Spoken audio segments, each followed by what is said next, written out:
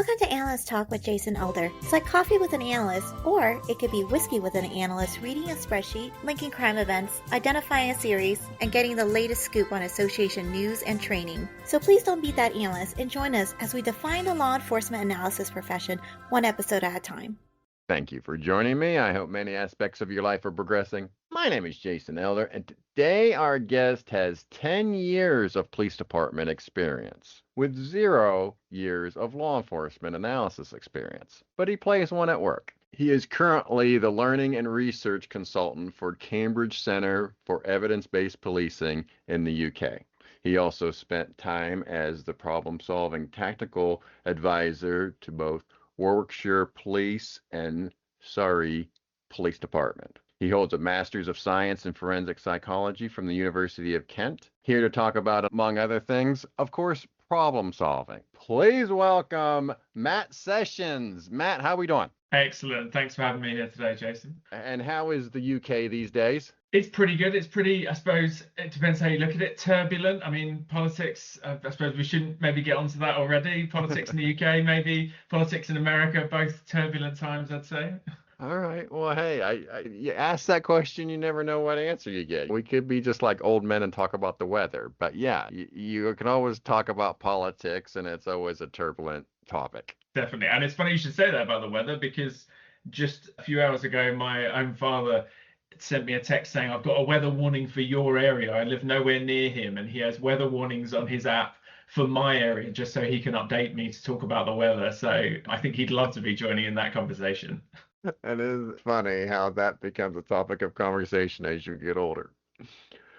So, all right, for our listeners, of course, Matt is not my typical guest that I have on the show, but as I mentioned, that he has had a career in problem solving, and we have not had an opportunity, I guess, to talk about problem-oriented policing in quite some time. So I thought he was a perfect guest to have on here to give us a different perspective. So, all right, Matt, first, how did you discover problem solving? I mean, it kind of just fell upon me, really. I mean, I guess if I go back to my education and where that came from, I studied, as you said, psychology and then forensic psychology at the University of Kent in the United Kingdom.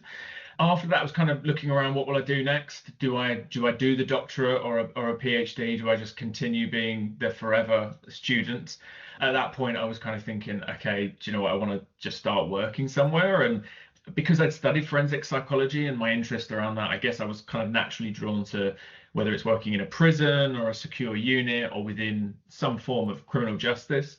So naturally, it's not surprising that I probably looked at policing. I did actually sign up to Alert to get on the fast track scheme, which I don't know if you have an equivalent in the States, whereby you'd start as a constable, but sort of receive extra additional training and have to do extra project work to progress to the rank of inspector sort of quite quickly. But after almost immediately, it seems, I hope that wasn't the reason why, me applying for it, why they pulled it. But within about a month or two, they pulled that scheme, or paused it at least. So I thought, okay, I'm going to need to do something else. Maybe I won't be an officer. And I basically found the first job I could find that was in policing.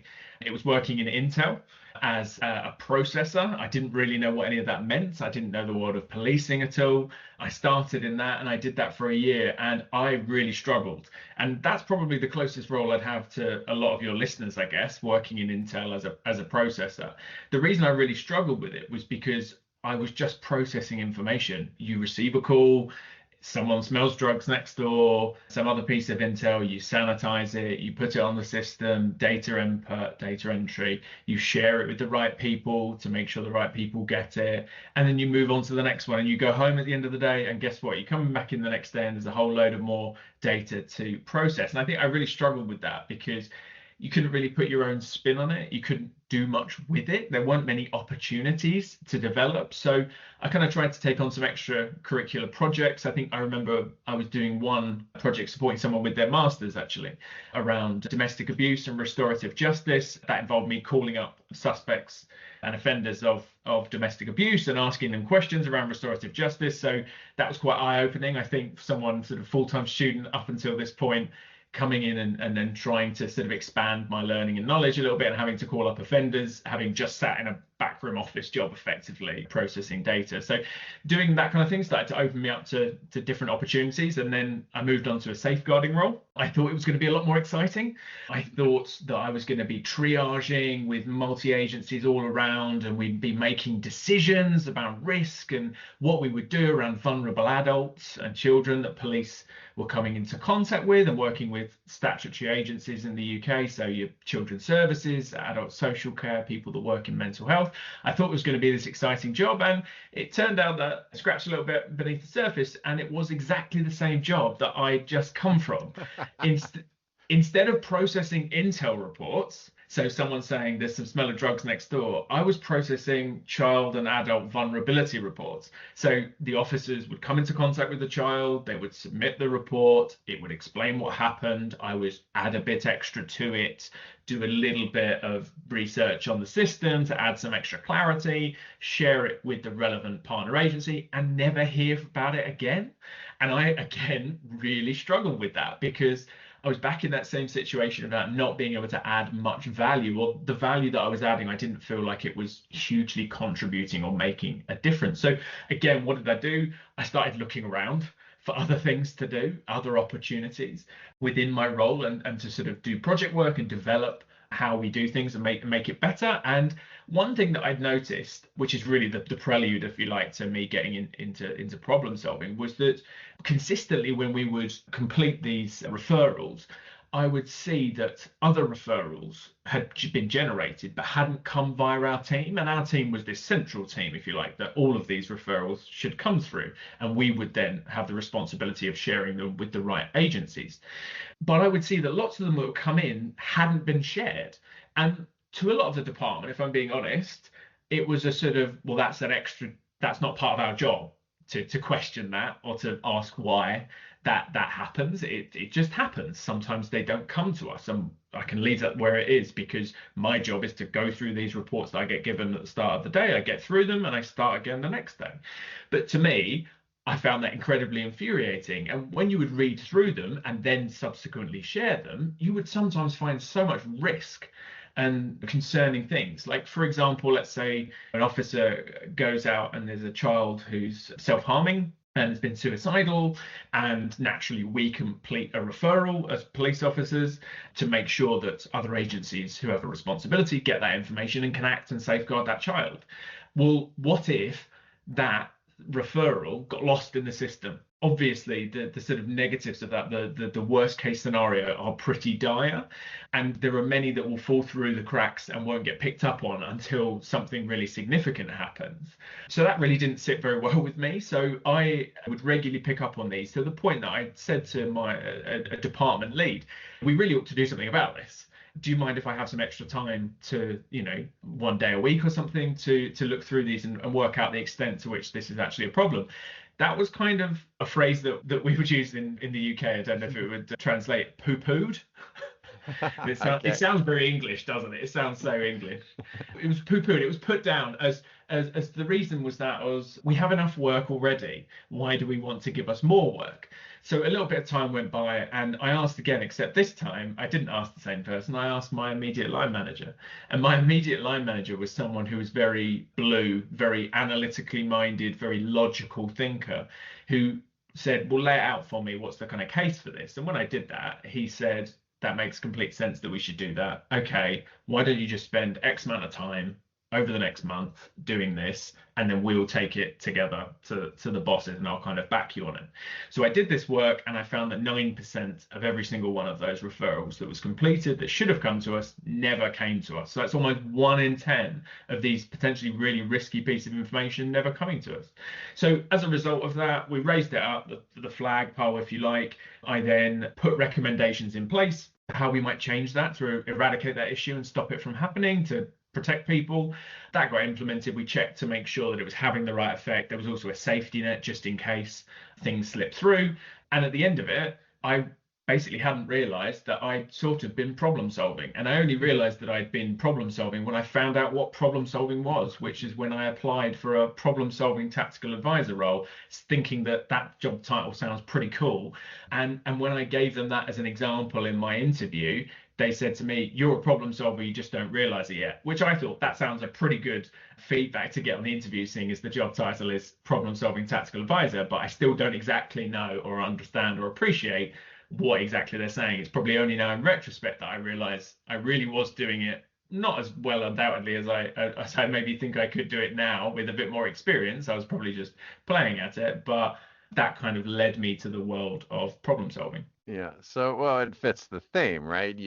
You're an analyst, you just don't know it. You're a problem solver, you just don't know it. As I listen to your story, I think it's fascinating how just different folks are and how different people's journeys can be. Because there's certain people that you get into a job like that that's very clerical, very straightforward, and they're as happy as a clam to sit there and do the tasks that you were describing there, where it was just data entry or just, making sure that certain reports get to the certain places, or just to stay in the lane that you were hired to do. And then there's nothing wrong with that per se, but I think with analysts, with problem solvers, there is something there that I don't know if it's a free spirit type of thing or what, but it's something that, as you mentioned, it doesn't sit well, and you just can't sit still and just take it, right? For a lack of a better term. Do you feel that you were always this way, even growing up? I think so. Now you're saying that. Now I'm thinking back. I think so. I think it's kind of born out of this purely logic driven kind of personality and way of seeing the world, just as you described it, in terms of the not happy and content staying in your lane. There's something about there's a logical way, there's a better way to be doing this. Why shouldn't we be doing this? Which I think for those people that have it and have that view of the world, they find it incomprehensible that other people don't have that view of the world. It's impossible to put yourself in someone else's shoes and sit there and go, how would you be happy with that? And obviously people are completely entitled to be happy with doing that. There are more important things in this world than work. In particular, I think that's something I probably struggle with, being able to switch off from problem solving. And that's one issue. I think when you get into this world and you see everything through the lens of causes and different ways of doing things, you can't stop but see it in everything that you do. Whether I'm like driving along the road and see a sign written in a certain way, and it just makes me think about this. I think it's innate, and it's interesting. I mean, skipping along quite a bit already, but I've had conversations with people around problem solving before where I've kind of debated and said, can we really give this to the masses? Is it accessible enough to the masses? Should we get everyone involved in doing this? And I speak to some people that say, oh, Matt, we have to. It's the right thing to do. We have to. And I say, I know it's the perfect idyllic world in these problem-oriented forces where everyone gets it, everyone feeds into it perfectly, and everyone gets their role. But whether or not actually everyone is built that way or has that way of thinking, you don't need to all have that perfect way of thinking. Of course, there are different roles for people to play, but it's something that I've definitely struggled with at times, where you're trying to get the masses to do it, and not everyone can quite see the perspective the way that you can see it. Yeah, it definitely is a mindset. I think of my own career, looking back. And once I got into the role of an analyst, I actually found I was gravitating towards process improvement, data improvement. And my career has gone more along the lines of a data analyst and managing data, as opposed to some of the other avenues that an analyst can go, whether it's problem solving or tactical, strategic. But for me, it was this idea of like, well, this data flow is horrible, and I can't. It is something inside me that says like I want to improve it. Like it shouldn't be this hard. So we have to spend time of thinking of the best ways to improve. And I think in a way, if I'm hearing you correct, I think that's the similar path where you landed, where you got into a role and thought, well, there's definitely got to be a better way to do business. Definitely. And I think the way that you've explained that there, I think if I hadn't fallen into that role that had appeared at that time, at a time where I was probably desperate for a different role to get me excited. I think it could have been anything, and I would have found a way of making it like that. Whether it could have had nothing to do with problem-oriented policing, but that process, like you said, whether it was, I could have fallen into exactly the same role that you described around improving data quality, because it made sense. Why are we not improving this? Because you can see that the benefits that it could have, finding ways of improving that, making it more usable. I could have potentially got just the same joy out of that as preventing loads of crime. And that's something that I think I sometimes talk to people about, that you kind of sometimes struggle with mentally, the kind of self-reflection of, do I do problem-oriented policing because it's the right thing to do by the communities, because it's going to result in less crime, or do I do it because it just makes damn logical sense? Like, we should just definitely be doing it this way. The alternative is not as good, simply speaking. And I think I've come to accept that that's okay. It's okay for me to think that, do you know what, we should all be doing problem solving because it's the best way of working, it's effective and it's efficient, not just because I have some deep thing within me that says I need to give back to my community and I have to do something that is fulfilling and protect people. That can be part of it, and I can feel good about that when that happens. But as you've kind of pointed out there, that I could have potentially, like yourself, maybe pointed that perspective at one of a number of jobs, and probably found the same internal joy at resolving problems, whether they were policing issues and crime prevention, or something logistical in a private business, for example. Yeah. As you mentioned, you get the title, you move on to being an actual problem-solving tactical advisor. And this is right at March of 2020. So this is right on the brink of COVID. And so I guess take us back to that time, walking into the police department, and just how you felt, what you experienced. I think it was, obviously, given what you just said, I mean, the worst time in history to create a new team. It was the first team in the force that we'd had dedicated to problem solving. I'd gone from always working in the office to suddenly being given a laptop. Not that we had laptops to start off with, so we had to go into the office. But two of our small team had laptops, so they worked from home, and there was two of us that didn't have laptops, so we went into the office during COVID. And it was the two of us sat there, and our boss, who was great, our chief inspector at the time, Mark Offord, who then went on, I believe he's now, whether he's superintendent or chief superintendent, he was great, except he was almost immediately seconded to the force's response to COVID. So it was kind of, okay, you guys crack on and kind of do what you feel need to be done, which in many ways was really great, because it gave us that freedom to read up on academic theory and understand a bit more about what this whole world of problem-oriented policing was. The challenge was that I was, having only worked in policing for about 4 years at that point, and not within problem-oriented policing, I was by far and away the senior person in that team, because my colleague, who was in the same role, was an external candidate. So she came from a different background. She was looking for a career change, and she joined knowing nothing about policing at all, in terms of the culture and the acronyms and the departments and the way things work, which, looking back, I think maybe I'm harsh about my first couple of roles, but in actual fact, I have to just accept that I was young, and it was the first couple of roles that allowed me to understand the organization and the world of policing a bit better.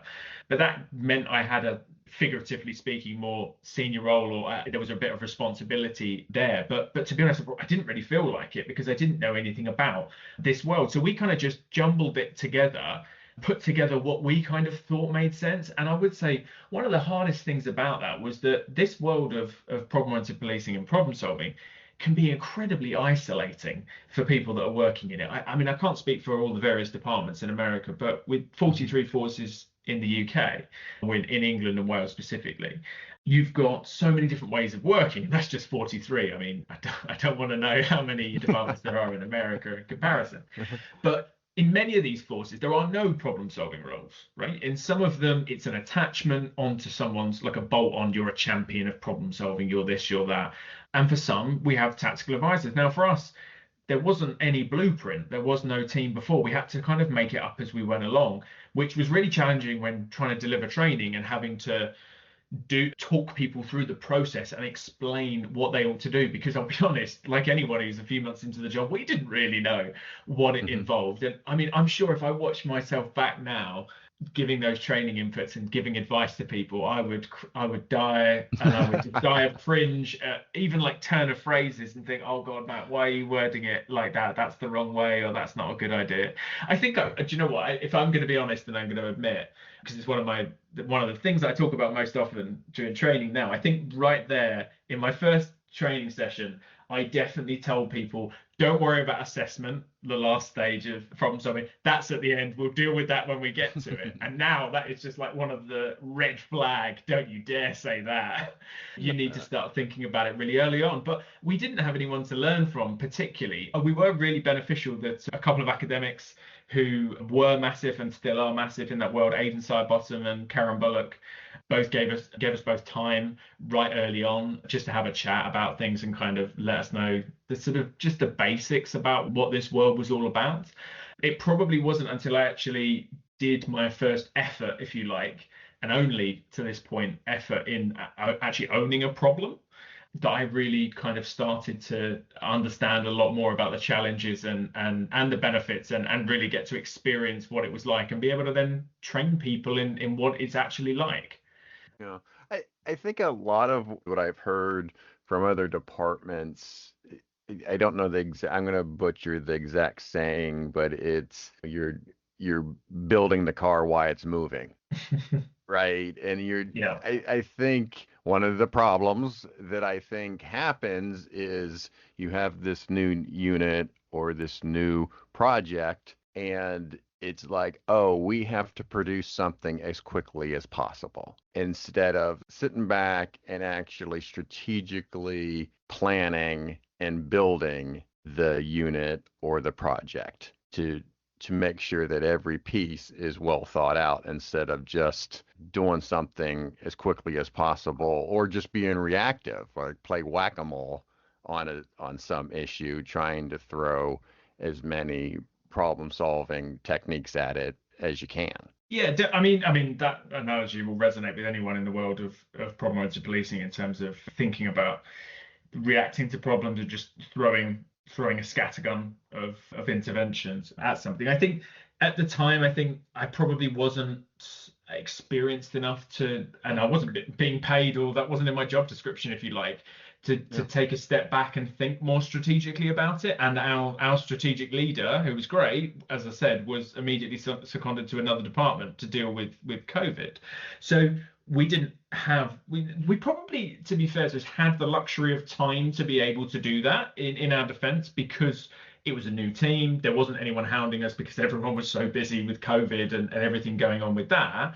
But because it was just the two of us in this whole new world and we were kind of muddling through it, I think we weren't thinking strategically enough about it. As I say, I wasn't in that role, if you like. And that was a role that when I moved on to the second force that I worked for, where I was then taking a fairly minor but a management role, I had to start thinking more strategically and less about single individual plans that might be a good winner, and actually more, how do we embed this? How do we work with analysts? How do we work with other departments? What's the data quality side of things? How do we record it? How do we evaluate it? I was a piece in the cog. If I was a cog in the machine, rather than the second role having to take on more of that autonomy around the whole of the machine, if you like. Yeah. So I do want to get to the award-winning projects that you worked on, but I am curious about the first project that you work on, that deciding the first problem that you identified and how you worked through it. Well, that was the award-winning one. Oh, see, like, look, hey, it just naturally happened, you know. It didn't need you to cut your teeth. Well, I mean, it took a long time. It took a lot of effort. And I think it was a bit like, when I look back at like Herman Goldstein came up with POP, and when he originally did the original couple of studies on it to really like showcase what it was, you look back at those, they're like 150 pages. And I'm looking back at that thinking, wow, he'd come up with this way of thinking, by God, he was going to do it to the nth degree. He was really going to really smash it, if you like, and try and cover every single area. And obviously, I would scale mine down to like 2% of that in comparison. But I took the same attitude towards it in terms of saying, if I'm going to do this and I'm going to teach people about it, then by God, I'm going to do this to the nth degree and try and do this as well as possible. So, yeah, what happened was we had a serious organised crime unit, so a department that focused on organised criminals, and they'd noticed an influx in the number of catalytic converter thefts that we were having. So catalytic converters being the bit underneath your car, not on electric vehicles, but on normal and hybrid vehicles that clean the emissions coming out of it. And they contain lots of precious metals that people like going after. Around COVID, there was a massive spike in the number of incidents. It was correlated with the price, the value of the metal, so why offenders were going after them. I think from memory, the States was a little bit slow. The offenders in the States were a little bit slow on this compared to the UK. We'd sort of spiked the year before it came to you guys, but it definitely came. And they'd noticed this issue, and they'd been made aware that our team had been created, really. And they sort of said, well, we've been trying our hand at doing covert operations and at the same time, neighbourhood teams, local teams doing overt patrols. And it's not really working. Things are just getting worse. It was one of those, when I describe it to people and show people the slides around it, it was one of those perfect scanning opportunities where the scanning writes itself, the justification writes itself, because you've got one of those lovely bar charts that just goes like a staircase. So everything is just going up as the quarters progress really nicely, which kind of said, okay, this is the perfect time for us to be tackling this. So they kind of approached us and said, would you like to work on it with us? And I thought it was a great opportunity to actually have a go at properly owning it, or co-owning it with the inspector at the time. So I said, great, I'll start working on it from a problem-solving perspective, and went through all the motions. And I'm sure I do a million things differently now, but what the data side of things that came out, and I did the analysis myself. And what I should say is that we actually had 2 analysts in our team, but I really wanted to do a lot of this work myself to actually experience what it was like, because we're asking frontline officers to be doing a lot of this work. So I wanted to go through it all and kind of learn. So as I was going through, the thing that jumped out at me, everyone talks about the light bulb moment. It doesn't always happen, the light bulb moment, but when it does, it's memorable and it's very enjoyable. The light bulb moment, yeah, it is very. And that moment for me was seeing that 94.7% of catalytic converter thefts were not reported via 999, so our emergency contact number in the UK. And to other people, that might not sound exciting, that might not sound enlightening, but combined with the rest of the picture that I was seeing and that kind of thought process around causal factors and what is contributing and why do we see the patterns that we see, not simply reporting descriptive statistics and saying, oh yeah, they're not reporting via 999. Saying, what does that mean? What does that tell us? Putting all this information together, we came up with the idea that actually this was happening so frequently in busy car parks in the middle of the day because there was just no risk for thieves. So they were doing these crimes in clear sight of other people because they knew they could get away with it and they could take their time. I mean, it took them 60 seconds normally, but they didn't have to rush. They would nick 10 in one go.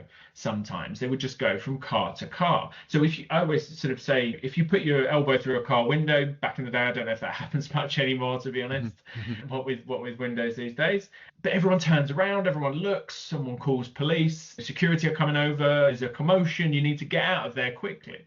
Whereas you put on a high-vis jacket and jack up a car, and either people don't see it, or because it's blending in, or if they see it, they think, oh, that's a shame, someone's broken down, they need some assistance. So because of that, and because of the fact that it was happening in busy car parks in the middle of the day, we were kind of thinking, hang on a minute, shouldn't we be getting loads of 999 calls? This is happening in front of people and it's really loud. It should be really obvious. But it wasn't. So we were realizing that this was contributing to the problem. It was making it really easy. And one way of us to resolve this would be to improve what we call the capable guardianship of people around. So I pitched it that people were incapable guardians because they were there, but they were incapable of making a difference because their presence made no difference whatsoever to the offenders. It wouldn't matter if someone's walking past. So we needed to change that. So everything that we did was around awareness. So we kind of threw every other response in the bin. And to give you a selection of some of the other things that were going on, you were having patrols, even if you have a high sort of hotspot car park, you're not talking about huge numbers when you consider every hour of the day, right, across a month. So what's the chance of you being there in that moment, trying to cover across a wide area across a county? It's pretty unlikely. We actually even had an example where offenders waited for police to leave the car park before then offending, which I think was the perfect example to give to local teams to say, look, it's not working, guys. This isn't actually deterring the problem. So everything was about comms. One of the comms that we were putting out, I always hark back to beforehand, and all forces, to be honest, in the UK were doing it. We were saying park under a light, but this was happening in the middle of the day, but we were still telling people park under a light. We were telling people don't park up a curb, so the sides are up on for American listeners, up on the sidewalk, if you like, in terms of up with two wheels up, because that gives access to under the vehicle. But it takes them all of about 5 seconds to jack the car up. They are not just looking for cars where you can get a little bit of extra access underneath. So these are the kind of things that we were putting out, and it wasn't making a blind bit of difference, but it wouldn't stop us putting them out all the time. And I think that's another thing that will resonate with problem solvers out there, seeing forces routinely doing the same things over and over with not really an understanding of whether or not those things are going to work or not. So we changed the narrative. Everything was about awareness raising of what it looks like, what it sounds like, call 999, sort of cutting through everything else. So lots of visuals. We did interviews. There was campaigns in person with big adverts on the side of a van, leaflet in the right cars, in the right areas rather. As I say, lots of interviews and presentations. We created an online advert with a vehicle company. We did loads of things. And what did we see? Well, the key thing was we didn't just see crime come down, but we actually measured the other things. We measured 999 calls. We measured how many suspect vehicles were identified, so on and so forth. And that actually generated a load of arrests in a short period of time, and we hadn't arrested anyone for 6 months. And that bought us some credibility, if you like, with local officers, that they were excited about that element. It pains me, obviously, that was the bit that they were more excited about, but we could use that as leverage, if you like, to say, well, actually, look, there's something in it for that side of things, enforcing the law as well. There are these opportunities to nick people as well, but that would contribute to the overall sort of elevation of risk. And we would really publicize that where we could in terms of the arrests that were happening, but also the creating this idea that anyone in that car park might be about to call the police, and that risk is elevated made the difference. And we saw huge reductions in the number of our thefts compared to nearby forces that didn't see those reductions when we compared. And what I would say is that the assessment, the evaluation we did of that was by no means watertight in any way, shape or form. We didn't run statistical analyses and all of that kind of thing. The controls, they weren't controls. It was just comparisons with other forces, especially because when you're doing something on a large scale, it's very difficult to have control groups. It wasn't like we were just targeting one car park. That wouldn't have made much of a difference across a whole force. But what I did was I measured things along the way that I was looking for. So it was almost like hypothesis testing of, well, if I see this in the data, that will give me a confidence that this is happening. And what would I expect to see next and next and next until finally we see those reductions in offending? And that's exactly what we saw, which gave me a lot more confidence. I think if I just looked at the number of thefts and saw they reduced, I wouldn't have felt confident that we had actually made that difference. But for me, that was the one in terms of being able to do that project, see it through, become a bit obsessed over it. I was unfortunately checking crime stats every day, and I would not advise, and I know there'll be many of your analysts out there that will do the same thing and they will buy into it, and I completely get it.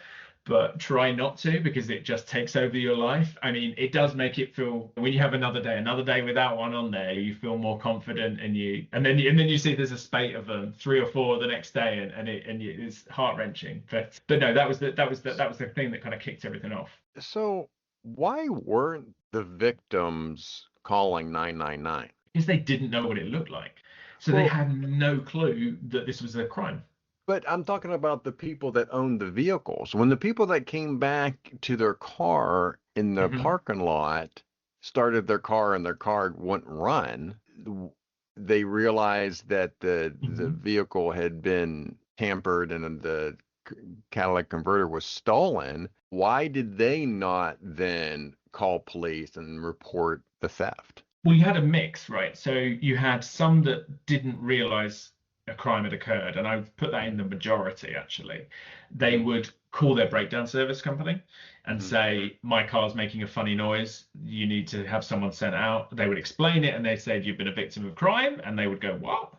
And at that point, they would then call 101, which is our non-emergency slow time police response line. And it would be too late. They obviously wouldn't be calling 999 for most of these because they were in car parks where they were working in the supermarket, or they were visiting somewhere, or in hospitals. So, I mean, from an emotional point of view, it was highly impactful because it was happening in the middle of COVID. And I don't know what the language used was like in America, but the language over here was all about key workers, and that encompassed everyone who was working still sort of public facing at the time of COVID. So that whether that was hospitals, that was police, or whether that was supermarket workers who had to keep going to work. So it was targeting those particular individuals. So they would come back to their car hours later. Probably an important detail that I missed out. I'm glad that you picked up on that, because that was the kind of key punchline, I guess, after the 95%, is that why they didn't recognize it was because they didn't know what it looked like, and therefore we needed to educate them about what it looked like. Yeah, and I've talked to analysts that, and even during my time as an analyst, as soon as the price of those metals would go up, we would see an uptick in catalytic converter theft. And I think a lot of the response was targeting the scrap yards, the people that were taking in the catalytic converters, coming up with a program where they had an idea of who was coming in with like 10 catalytic converters at a time.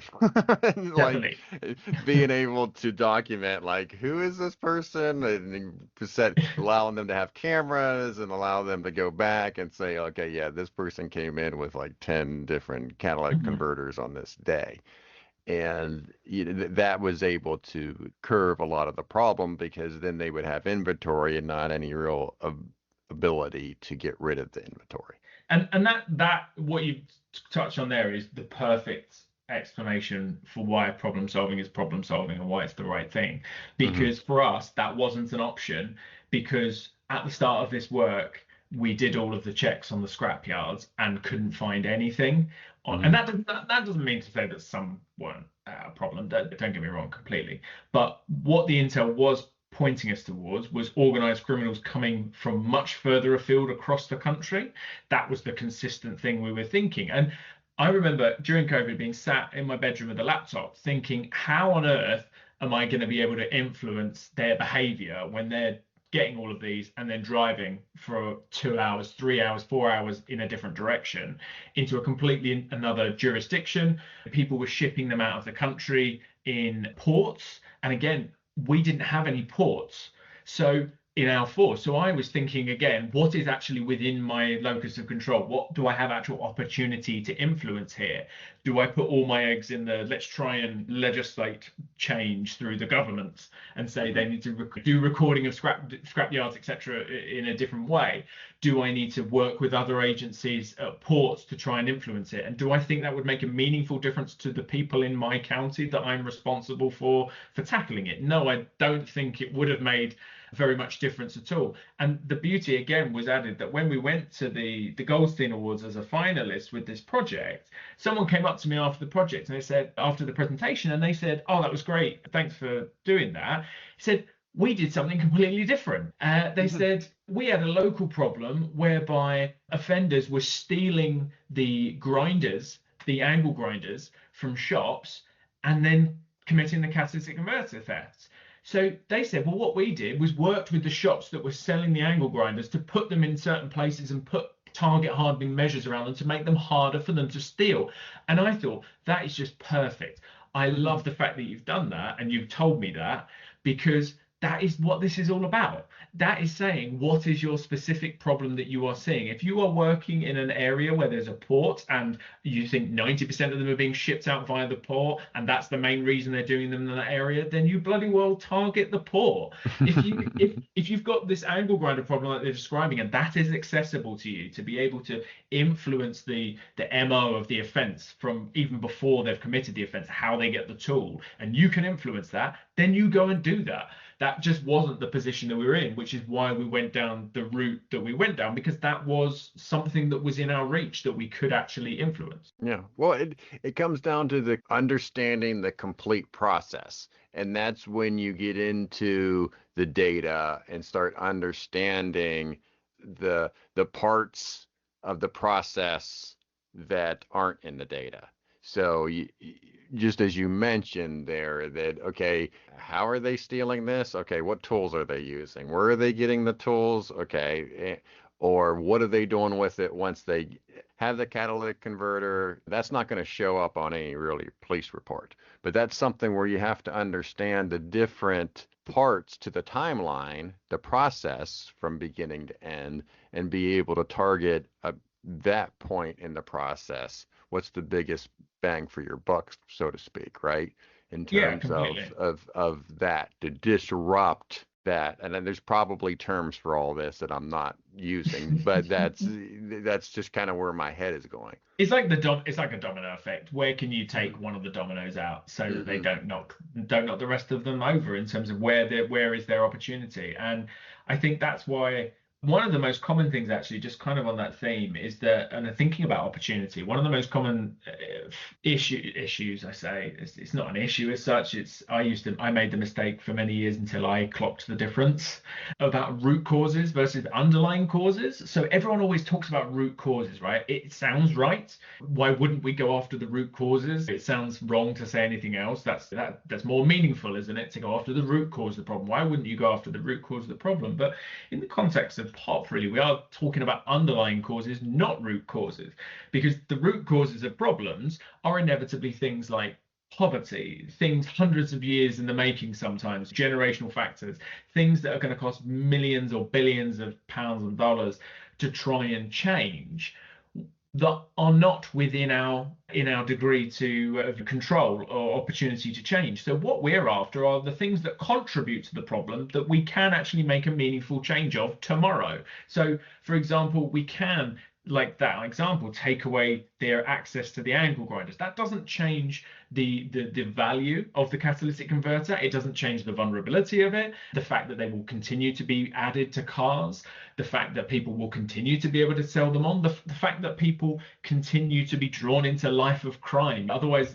when you're looking at root causes, are we inevitably not, for organized criminality, trying to stop people from getting involved in criminality as a child? It's things like that it often detracts. If we just think about root causes, it detracts from the ability that we can all have on very realistic things that we can change. As I said, tomorrow we can't change exactly the reasons why men are often more violent towards women, and we see a lot of issues in violence against women and girls. But what can I do in that bar, in that nightclub where women are being targeted by men? Can I do a handful of things with the security guard's behavior, with the positioning of the cameras, with the entry policy, with the bar prices, with the ability to take glass outside afterwards, with lots of people lingering outside the bar and not getting in a taxi very quickly afterwards. So you get more people lingering. When they're lingering for a while, they have disagreements, and then arguments happen, and then fights happen. I can make little changes there. I might not be tackling the root cause of it, but I'm tackling contributory factors that makes the problem worse, and they are within my reach. And that's the beauty of what this is. It's what's within your reach to actually make a meaningful difference.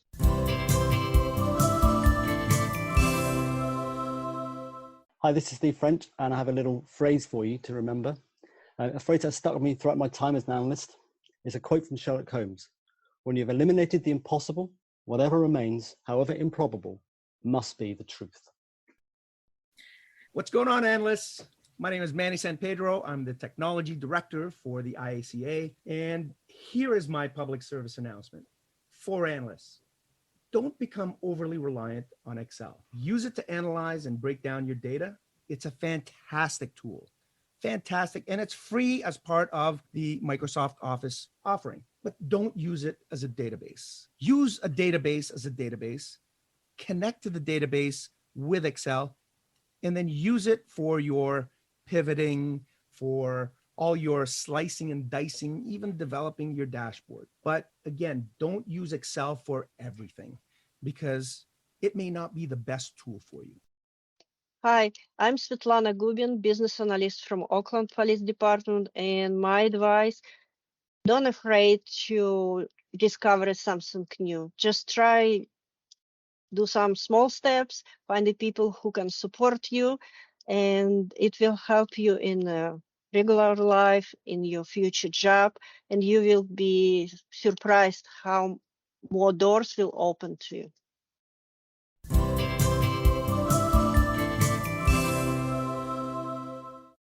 So I see here that you and your team were one of the finalists for the Goldstein Awards.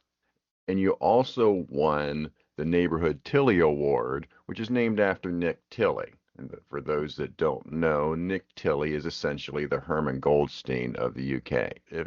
Correct? Yes. Yeah. I mean, Nick is a wonderful guy, very kind and very generous with his time, like so many people. Well, that's one thing I have to say about the world of pop. There are so many people in it that are just desperate for everyone else to get it, to see what they see.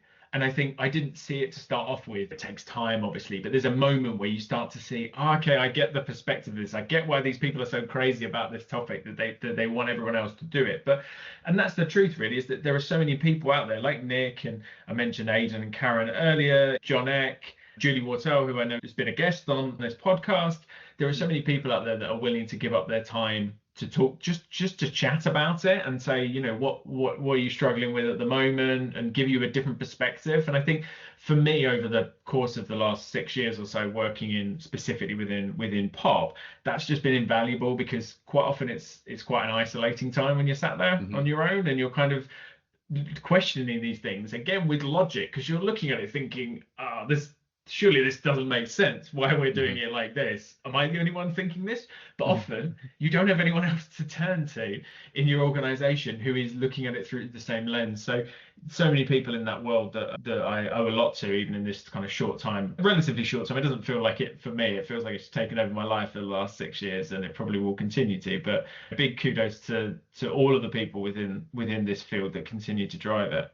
So just you eventually move on to Warwickshire. I guess what went into that decision to change departments? So it was purely personal. Yep. We moved to the Midlands, which is, as it sounds, in the middle of the UK, well played. as opposed to in the south. We were in the south before. Me and my wife, not my wife at the time, but my partner at the time, we moved to the Midlands. She was studying her doctorate in clinical psychology. She's now a clinical psychologist at the University of Leicester. So that's sort of bang smack in the middle of the country.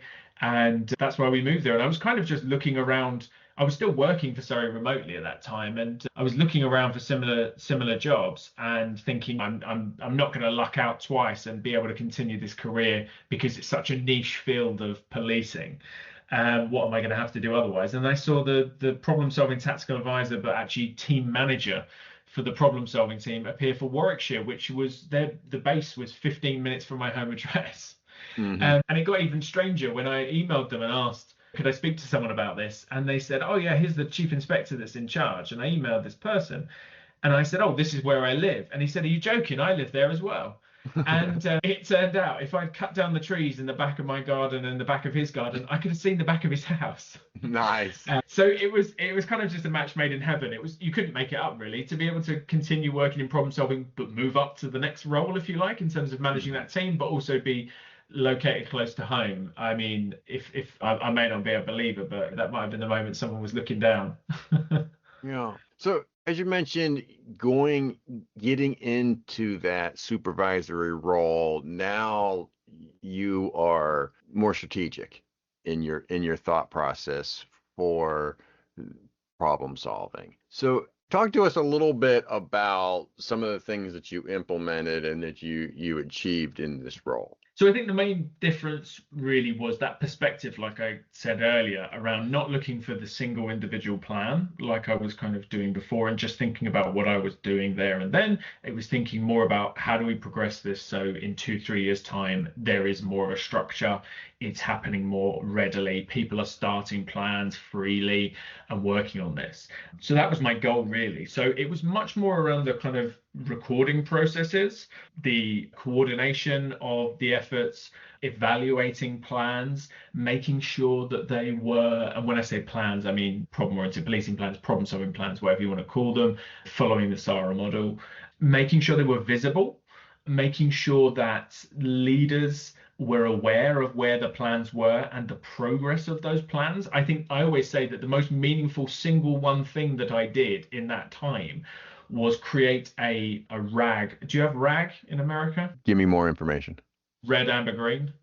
I don't think so. I don't In UK follow that. policing, everything is RAG rated, basically, in terms of we feel very safe with our RAG rating system of to what extent is this risky or a problem, red, amber, or green. So to be able to RAG rate progress of that plan. So not just was it being worked on. I think this is one of the little minutiae things that the traps that police forces fall into, is where they will RAG, in the UK, they will RAG rate a plan based on whether or not it's been updated. But that doesn't necessarily mean anything, because you could just put one line and you will see it. There'll just be one line saying plan is ongoing. And then suddenly it will be, this is in the green. This is all good. We don't have to worry about that. So we enacted a manual process whereby we would be reviewing the plans monthly and feeding into the machine, if you like, to let people know. And there was then a strategic meeting to be able to highlight which plans were going astray. And we would have our recommendations there as to why it was going astray and what support was needed. And it's something as simple and straightforward and not confusing at all as that actually made the most difference, because it meant that people knew and that they were being checked and there was a level of accountability. And do I wish it was all carrot and no stick? Yeah, I do. And did everyone come straight away with that? No, they didn't, because they tried to get around it by doing just as I'd said, by sort of lastminute.com putting an update on, saying, there you go, I've put an update on, we're working on it. But obviously from our point of view, putting an update on one day before the deadline each month wasn't good enough. That wasn't showing progress. So meaningful little things like that made actually a huge difference. But that accountability structure is so important to the longevity of POP, to be able to know where the plans are, that anyone could pull them up at one moment and have a look at them and audit them and check how they're doing and give recommendations for how to improve it, compared to what a lot of organizations have in the UK, where it's a bit more muddled and there is a bit of confusion sometimes around where the plans are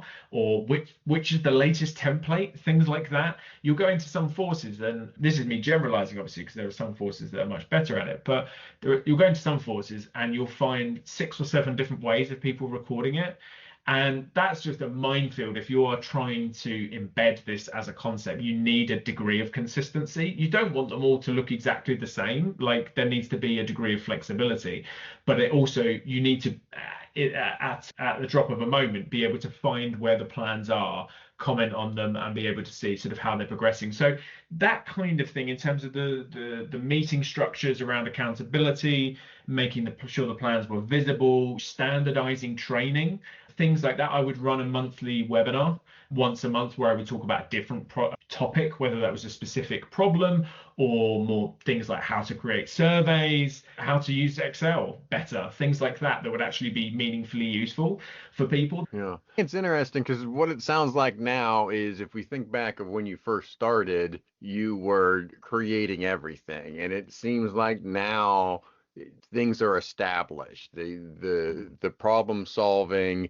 process at the department is something well ingrained and just part of the everyday work at the police department. You have all these different programs, projects going on, and it seems to be part of the culture. Is that a fair statement? I think I'd love to say that was exactly how it is, and that everything works perfectly. Would I say that it came on leaps and bounds in that time to somewhere on the journey? Yes, it definitely did. It didn't get to where I would envisage it ideally getting to, but that's a long, anyone that you talk to in the problem-oriented policing world is going to say that's dreamland years down the line, where everything systematically works together and everyone gets their role. But would I say on a small scale what you've said is accurate compared to where we were? Yes, because when I came into it, there wasn't any real consistency in how things were recorded. People thought they were recording it the right way, but when you went and looked at it, there were various issues. I remember one issue with the fact that with the system, I, as the central person for this, couldn't see any of the plans the way that they were recorded. There was a restriction whereby the people that created the database and owned it had a way of saying, oh no, you'll need to pay more money if you want to open up access to everyone, or for select people to be able to see it. So that meant it was literally hidden. It was almost like behind a paywall. We couldn't even see it, even though it was my bread and butter. It was the stuff that I should be reviewing. So that's the kind of standard of where we were. So I suppose if you made that comparison as to where we were and then where we got to, it was a massive change. But we're always dreaming of these kind of perfect scenarios where everything is working perfectly. Yeah. Now, the pushback that you get during your time here, do you feel it's similar to what you hear from other colleagues, or do you feel that some of the pushback you had at this department was unique to this department? I think the more that you talk to people in this world, the more you realize they have the same problems everywhere. Now, I'm obviously primarily speaking for the UK here, but I would guess that in America you're going to see a lot of the similar things. Maybe there'll be nuanced differences. So we're talking like a systematic way of recording it that says this is important and this is how we do it, and we can access and hold people accountable. That accountability structure, not having that makes it really hard to actually get that buy-in. I'd recommend anyone reading up on stratified policing. Rachel Santos, previously Rachel Bober, done a lot of work in that, really demonstrates the importance of accountability. I think the actual physical pushback, in terms of the literal pushback, as opposed to just some of the challenges around the culture, is probably, again, you're going to see different things, but similar things. So you'll get, for every 10 or 15 officers you get, unfortunately, you'll probably get at least one who wants to sit at the back of the classroom with their hands folded, their arms folded, kind of saying, this isn't real police work, this is fluffy stuff. We should be out there nicking the baddies rather than doing this prevention side of things. I mean, I always allude people back to the Peelian principles. So Sir Robert Peel, who founded the Metropolitan Police Service, so the first police service in the UK. The founding principles, not actually written by him. Everyone always quotes, his Peelian principles, but they're actually written by a historian some over 100 years later, summarizing the work that not he, but his team had actually written. So I think he was heavily involved, but maybe slightly inaccurate. And all these years later, we say that they were his. But one of the principles there, the first one is just the goal of policing is to prevent crime. And the other most important one is the measure of police success is the absence of crime, not the visible evidence of police action. So not how many arrests we make, not how many stop searches we do, but actually the so what afterwards. So I think there's always a good challenge to those people around what policing ought to be about, but you always get that. There's always that underlying tone of, no, that's not why I signed up. Lots of cops signed up because they want to catch a burglar at 2 o'clock in the morning coming out the back of someone's house. That's why they want to do it. So they need to be kind of won over by the leadership, and the leadership needs to be able to sing the right hymn and theme around problem solving and prevention.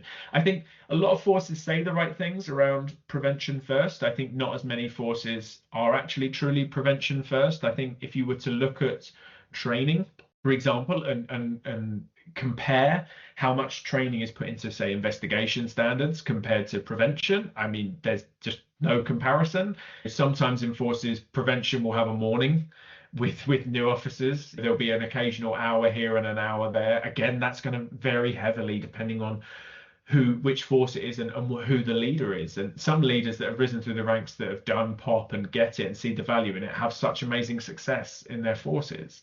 And then sadly they leave, and then your new leadership comes in and changes everything. So I think culture is a huge thing. There's many elements to it: the reactive, the enforcement, the how you measure success, like I said, around the measure of police success. But it also allows people to have the capacity and the resourcing to be able to do this, to be able to have the time. That's one of the most common things we hear about, is that there's not enough time to do this work, or support from analysts, really. Analysts are absolutely essential to this work, and that, even though it's obvious to an outsider who, so I guess to yourself, it seems obvious, I would imagine, that analysts are kind of core to the role of problem solving and problem-oriented policing. But inside, at least within many police forces in the UK, that doesn't seem quite as apparent. Like, the analysis gets put back on the officers all the time. The whole responsibility of the plan ends up sitting with one officer. And that's not the way to do problem-oriented policing, really. And we talked a little bit about this yesterday in the prep call. I think one of the issues with problem-oriented policing is that it can be too complicated. And it can get bogged down into the idea of having everything be tested, have everything be documented, it can be very tedious. And it gets into more of the academic project, if you will, as opposed to a department project. And I do believe that there's analysts at police departments that if you ask them if they want to be part of that, they're like, no, I rather go do tactical analysis or intelligence analysis or even data analysis. They're not signing up to do this academic type project. So it doesn't surprise me that you have a scenario where there's analysts pushing it off of their desk onto somebody else's. I think that for most of the analysts that I've worked with, where they've kind of had that light bulb moment, they do get past that and they see the benefits of it. I get what you mean. It's what we call is it sexy enough? Saying, oh, I've prevented this much crime. Is that as sexy as being able to say we arrested this person? Sure. And having that drive of, we got them, that moment where they come in and there's that kind of conclusion to an investigation. It's often open-ended problem solving. We've prevented it a bit. Well, when do we stop? When do we not? That kind of thing. I think you're right around the academic thing. I think some perspectives can take it too far that way, and it makes it inaccessible to people, that we get caught up in, like you say, in everything being absolutely perfect. I think the other thing to really think about from an analyst's perspective is seeing their role as part of the core team. What I see quite often when analysts are asked to support with problem solving in the UK is that they're an external resource. They're someone sat at headquarters or inevitably working from home now, but not based in the local teams where the rest of the people working on this problem are, and potentially the partner agencies as well in areas where they work closely together. They're separate. They get requested via an email, potentially to their supervisor, that gets passed down. They don't have necessarily any contact sometimes with the officer doing the work, who's going to do the interventions. They get asked something quite broad and vague around this problem. Could you do some analysis, whatever that is, some wizardry around the data? Can you create some of those nice shiny maps and tables and graphs and things that you've done before? They put this document together, they send it on, and guess what? They never hear anything back. They get no feedback.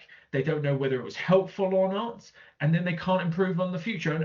And if I did that, would I want to do that again every time? No, I think that was horrible. I'd be like, why are you asking me to keep doing this stuff? I don't know whether it's any good or not. Is it helping at all? Whereas actually the kind of the vision of what this is the analyst is part of the team. They are part of the team around that problem. They have a pivotal role, and they need to work with the officers and the partners collectively, not this external resource. And to see their suggestions and their interventions actually implemented, I think would be so much more rewarding than often is the case at the moment, where for many analysts, and again, I'm generalizing here to what I've seen, I see many analysts will not put recommendations on their work in terms of interventions, or if they do, it's an extra because they've been told they have to put something in, or it looks good to put something in. And when we do that, it's inevitably very generic.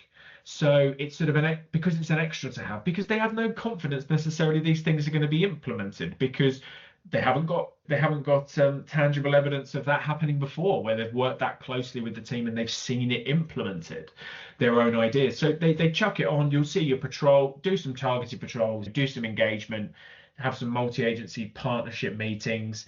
CCTV and lighting will be the kind of classics that we see time and time again. Whereas actually what I want to see is, I want to see the handful of tailored interventions that only the analysts could have found, that only the analysts, through reading through meticulously all of those previous crimes and calls and studying them in great depth, could have picked out, because they have a different understanding of the problem. And they're normally the person that I want to know the interventions of from the most. Out of all of the people involved, it's the analyst who's spent time working on that, because they've spent the last 2 weeks poring over these individual crimes. They know them off the back of their hand.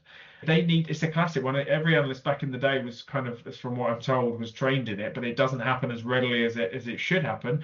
Visiting the locations at the time with the rest of the team, walking that location, having read through some of the crimes to make sure it's targeted. That just as a one-off side thing is something I see so often. People are so desperate when they get trained in this to say, oh yes, we should do a site visit, we should do a walk around. They jump feet first straight in and say, let's go and do the walk around. And I'm saying, hold up just a second. Can we have a bit of a look at the data first before we just end up focusing on that alley? I think everyone's obsessed around this alley. And you raise the question, has any crime actually happened down this alley? And we go, oh, we don't know. But it looked bad, didn't it? It looked dingy. So that's why we focus on it.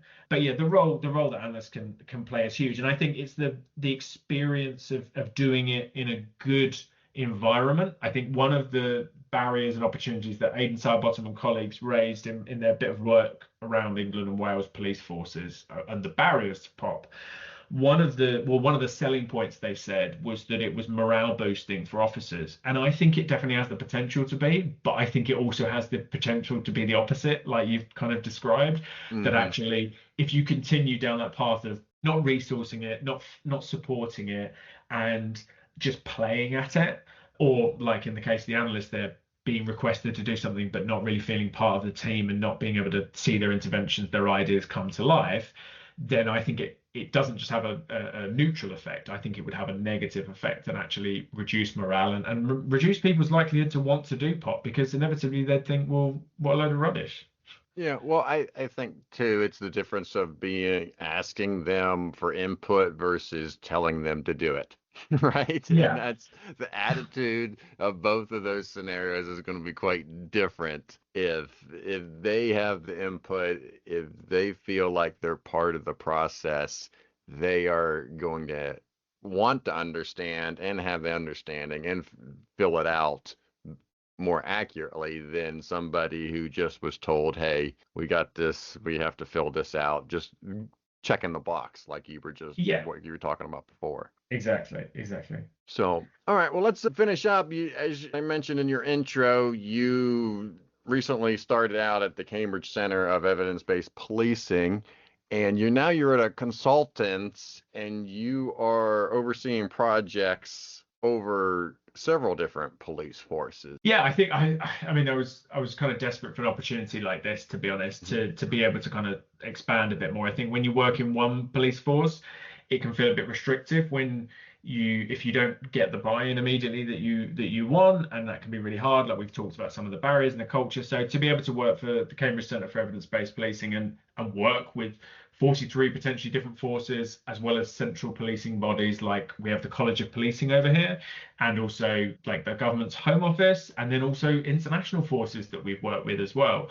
There's so much more opportunity, which I really value, whether it's like training, auditing forces on POP, supporting forces to do problem solving, so actually getting hands-on. Recently I've been working through the Home Office with a force, creating POP plans, and that involved sitting down with the analysts, talking them through their comparative case analysis, how I would write it from a problem solving perspective, going out with them and the wider teams, visiting locations, running workshops with them, getting out as much information about the problems as possible. So I think being able to still do the frontline problem solving work and support it whilst also doing the training and the wider embedding is kind of the dream job for me, if you like.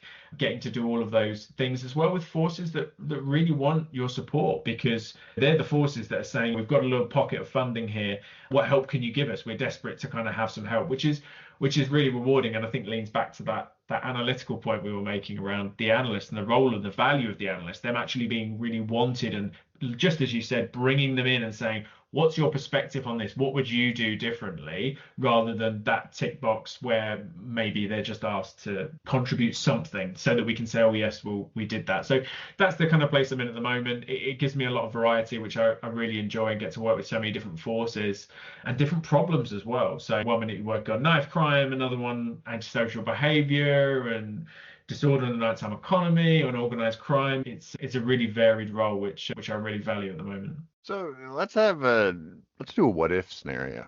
And what if you got a position, we're going next level now, and you were put in charge of implementing problem-oriented policing to the 43 jurisdictions that you described earlier.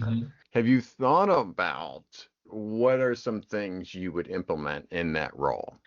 I think standardizing some of the basic things across 43 forces would make a huge difference, whereby you go into each of the forces and everyone does it a little bit different. And some of them, you talk to some of them and say, oh, we got this from this force, whether it's a training package or a template, the recording system, a way of evaluating the plans, whatever it was. They're always borrowing it from someone else, but they don't know whether the thing they're borrowing is actually any good or not. It looked good, and they didn't have many other options because they didn't know who else to approach. You've got some forces that are doing excellent work, and I think too often we see across, and this is again coming back to that same point around the number of forces, obviously the comparison, but we see so many different ways of doing the same thing. I think creating some codes of practice and practical things that people could do, not just guidelines around what good looks like. You should have these sorts of roles, or it would be good to have a training package and these sorts of things. I want tactical, tangible things across the 43 forces that we can evidence are good, and we can then go into each of the forces and test them to see whether they're working or not, and then change them and learn together across 43 forces. So I'm talking, as I said, the template and the recording structure, which roles are more valuable, the meetings in terms of to have, if you're going to have a limited number of supporting roles, whether that's analysts, advisors, so on and so forth, the leadership level, where it ought to sit at. Again, you'll get sometimes an inspector will own problem solving. You'll get another times when it's the ACC, so it's sort of like second, third in command maybe of the force. It really varies. There's so much there across training that varies as well, and the College of Policing is doing in the UK is doing some work to try and standardize that, at least for neighbourhood policing, but there's a broader work to be done. So I think the first thing I would do is try to standardize some of the basic things and get the basics right, because rather than trying to run before you can walk, I think there are a lot of the basics that would elevate everyone up a bit, and I think that's that beautiful sweet spot that forces need to not aim for, but start to progress towards, whereby sometimes we come in and say everything's got to be perfect. This is a great example. Why aren't you doing more of these ones? Rather than trying to say, well, look, can we start doing the basics right? Consistently, can every problem have at least one baseline measure, please? Can it be routinely monitored? Is there some evidence of analytical work taking place? Are the responses actually evidence-based? All of these things that aren't necessarily going to the nth degree, like where you described around it feeling too academic. But if you do some of the basics right, we can start to then reach those points afterwards. So I think standardizing some kind of expectations around what looks good, really. Yeah. Well, you're still young yet. You have time, and someone would have to create the role first. Yeah, and then hey, you'll do so many great things that they'll create an award, the Sessions Award, right? And just like we were talking a little bit about yesterday, is the department that has most integrated problem-oriented policing in the department. Yeah, right? I think that would be huge. I think we look at single plans. That's how we measure success. The catalytic converter example. Now I can't for a second stand here and say, oh, well, we shouldn't do that, and I would just obliterate my career, that I wasn't be able to springboard off of that. I'm not interested in self-sabotage that much. But obviously it's incredibly important we keep that, the awards, the Tilley Awards, the Gold Stars, we keep championing those individual successes 100%. But that extra bit is potentially looking beyond the single individual sparks of brilliance and in innovation that we see across time and time again each year with people bringing forward their projects, but instead, as you say, who is embedding it? Who's gone from being the bottom of the list, if you like, in terms of forces and really struggling with this, and they don't have any recording process and no one's doing it, to they might not be the best and they might not have the overall single plan, but by God, they've got 30 plans in their force and they're all at least average. I know that sounds really depressing. They're all at least average.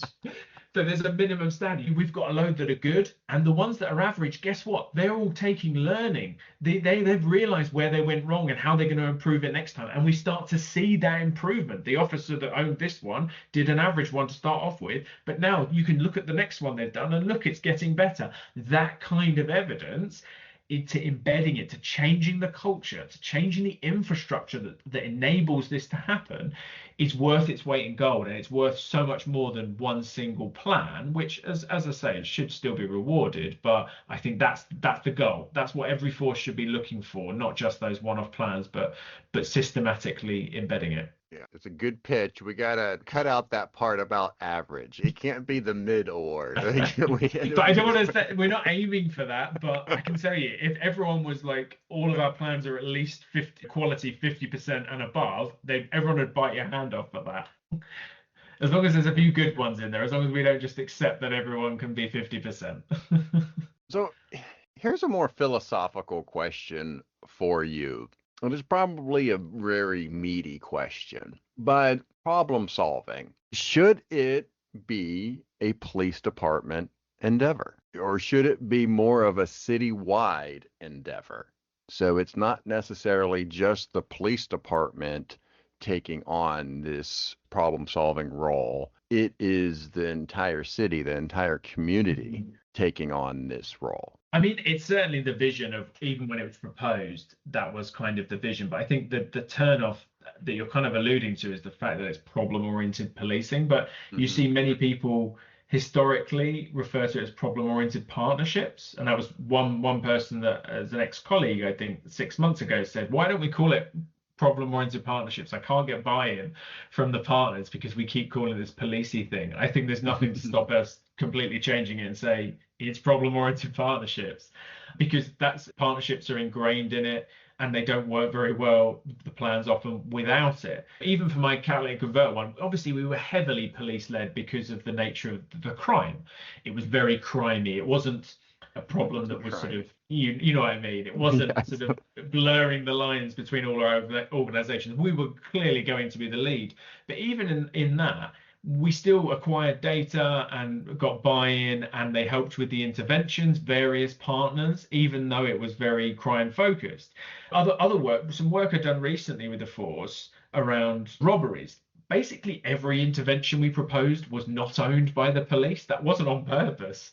I wasn't trying to move responsibility away from police, but it was just inevitable that when you open your mind up to the opportunities of preventing crime, there's any one of countless opportunities, and often very few of them feel policey, and that really is how it should be. And I think maybe, as you kind of alluded to, I think we involve partnerships to different degrees, at least in the UK, fairly well. Whether or not they're as ingrained within individual plans as much as we would like is another question, I'd say. But we definitely involve partners fairly well, I would say, across the board. What we probably do less well is involve the community. I think we do problem solving to the community more often.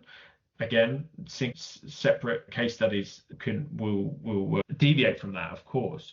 But I think by and large, we see us as we're the doers, and the community, we know what's best interest of the community. And in actual fact, sometimes we miss some key bits of information and we miss some opportunities, and we sometimes make things worse occasionally as well. So I think involving the community a bit more, and I think the question would be to put back to you, I guess, where would it then sit strategically in terms of ownership? And I guess that would come down to every jurisdiction that is probably set up in a slightly different way, but maybe starting to take some of the ownership away from policing and seeing policing as a role within that would be the first step. And I often say to partners who come on training alongside their police colleagues that I run, I say, you guys are armed. They say, how can we do this? This is even though you've explained to us, it still feels heavily policey. We're reliant on the police here. So the language now, Czar, POP, underlying causes, baseline measures, evaluations and control groups, and all of these things that we're talking about, right? You can use that to your advantage. So when you go back to your partnership meetings, which happen mostly monthly in the UK, you can start using that language. Now, people that haven't been on this course, inspectors on that, will start looking around going, hang on a minute, I'm getting internal people saying, where are your problem solving plans? Your scanning's not good enough. You need to be doing more of this and more of that. But now the partners are talking about it. They understand this. They understand this better than I do. God, I better make sure that we're in tip-top condition, because I can't have everyone from all sides seemingly knowing about this. So maybe that's not the ideal way that we'd like people to come along in terms of, like I'm saying, with the carrot and the stick, but you've got to take every opportunity. And I think it's definitely an opportunity around partnerships. All right. Very good. Let's move on to our advice section. So, analyst hearing this, what advice do you have for them? I think the main thing is to be inquisitive. It's to not take anything as gospel truth. Data quality, as you've alluded to, and making sure it's viable to use is notoriously tricky in policing. I think the main thing is to go beyond descriptives. It's the critical thinking element that makes problem analysis what it is. It's going beyond just saying, okay, they would like some information around victims, offenders, locations, so on. Here are all the percentages. This is the ethnicity of suspects, the percentage of them that were this, the temporal analysis. This is when that happened. But actually putting these things together to kind of make sense of it is what this is all about. I did, and again, another example recently whereby a victim had gone into a shop asking to borrow a phone because they had just been a victim of crime and their phone had been stolen, and the shop refused them. They said, no, not interested in getting involved. That one-off incident doesn't necessarily mean much on its own, but to me that jumped out as being, oh, okay, that tells me that maybe people in this area, businesses, are not being those capable guardians. They're not necessarily helping people. If they're not going to help victims, then they're most certainly not going to be doing anything at the time of an offence to be able to prevent this from happening and become those active, capable guardians. So I would then be inquisitive. As an analyst, I would ask the questions to say, what else would I need to see in the data to be able to sort of fulfill that hypothesis that I think there's a lack of capable guardianship? So you can start to kind of brainstorm, for lack of a better phrase, different ways of testing that. So whether for us that was things like, how many of the crimes have witness statements on them? If I can work that out as a percentage, that alone isn't going to tell me about capable guardianship, but it contributes to my understanding, because I would be expecting, if there were no capable guardians and people weren't supportive of prosecutions and supporting victims, that I would see a lack of witness statements. Are there examples and case studies of members of the public intervening or supporting victims when incidents happen? What's the time between offence time and reported time for when phones are stolen? If the time is massive, the gap, that tells me no one is providing their phone. No one's seeing this happening and going, oh, you've had your phone stolen. Do you want to borrow my phone and call the police? That's never happening. So all of those things on their own wouldn't tell me much about the problem, but combined, they would create this picture, this understanding of that critical thinking of how does this data all come together and tell me something about the story and tell me why this crime is being allowed to occur. And if it does, then you can start coming up with your interventions. And you can recommend those interventions based on saying, well, okay, what things would we be doing differently to enable those people in that location when those thefts and robberies are happening to become active, capable guardians, whether they're members of the public or they're people working in the businesses. So to move beyond those descriptives or those one-liners, for example, saying there was one incident where this happened, I don't care too much about one incident. That's not the pattern that I'm looking for. I'm looking about how the story comes together across all these incidents. Where are the patterns between them for opportunity? And probably the last thing I'd say is hypothesis testing. So turning assumptions into testable hypotheses. And by that, it doesn't need to be sort of, as we said earlier, statistical analyses. But like I said earlier with the example around someone refusing their phone, that gives me an idea about what I think is going on. And I say, what else do I need to see in the data or by visiting a location, engaging with partners to make me feel more confident about this particular hypothesis? And the best way of doing that is collaborating with the officers, because officers involved in these problems who are walking these areas day in, day out, experiencing these problems, will have loads of knowledge and understanding about those problems.